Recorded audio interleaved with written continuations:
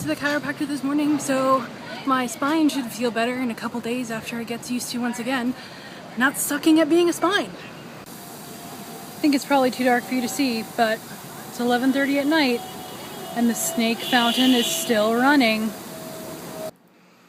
It has come to my attention that I hiccup at the weirdest times. It is 11:30 at night. I just got home and I have been hiccuping since I started walking back on the train, and I have not eaten anything in hours, so it makes zero sense. Get it together, hiccups.